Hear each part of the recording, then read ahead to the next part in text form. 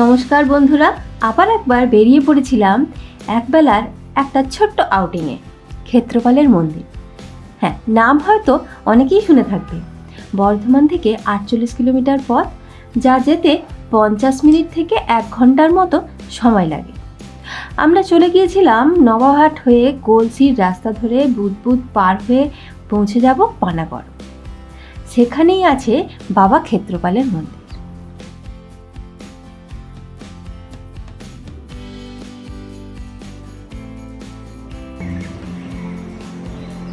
তোমাদেরকে একটা ভালো ইনফরমেশান দিয়ে রাখি যে এই ক্ষেত্রপালের মন্দিরে অ্যাকচুয়ালি যেটা আমরা বলতে পারো রাস্তার রুট ম্যাপ, তো রুট ম্যাপ অনুযায়ী এখনও পর্যন্ত কিন্তু এই আর্মি বেস ক্যাম্পের 3 নম্বর গেটই দেখাচ্ছে। তবে এখন কিন্তু সেই 3 নম্বর গেটে দিয়ে এন্ট্রি কিন্তু প্রায় বন্ধ হয়ে গেছে। হ্যাঁ, তো এখন কিন্তু 4 নম্বর গেট দিয়ে আসতে হচ্ছে। তো আমরাও কিন্তু প্রথম অবস্থায় 3 নম্বর গেটেই এন্ট্রি করার চেষ্টা করেছিলাম, তো ওখানে শুনলাম যে বন্ধ হয়ে গেছে, তো তাই জন্য আমরা কিন্তু আবার 4 নম্বর গেট দিয়ে এলাম।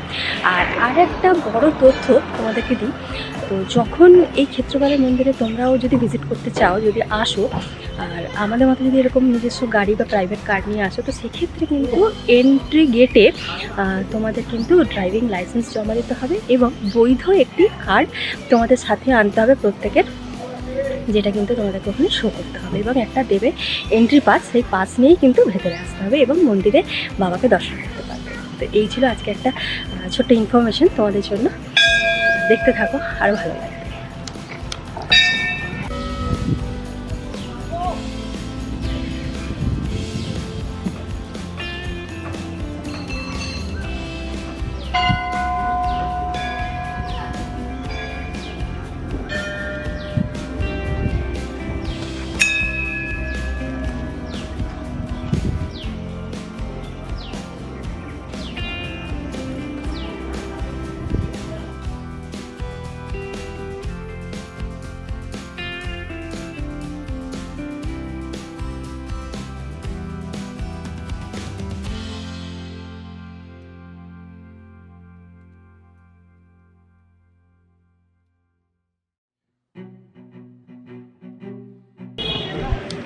এখন আছি ক্ষেত্রপালের মন্দিরে, আর এই মন্দিরটা হচ্ছে পানাগড় আর্মি বেস ক্যাম্পের ভেতরে।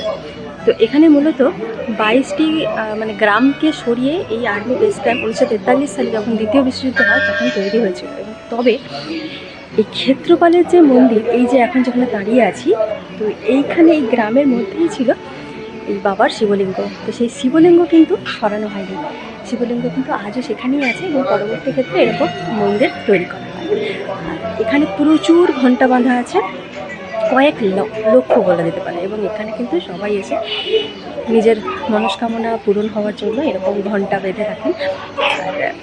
এবং যেটা শুনলাম সেটা হচ্ছে যে সেই মনস্কামনা কিন্তু বাবা পূরণ করে থাকেন। তো আজকে আমিও ঘুরে গেলাম, সত্যি ভীষণ সুন্দর জায়গাটা, ভালো লাগছে।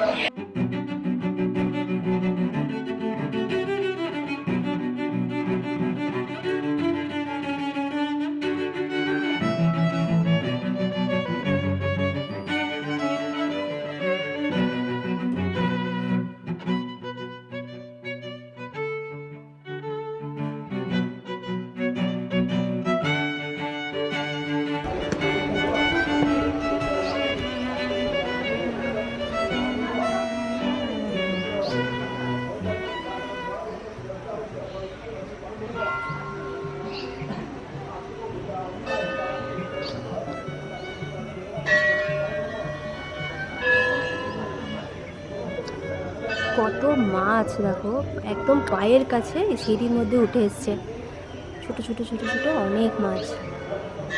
কি সুন্দর লাগছে না?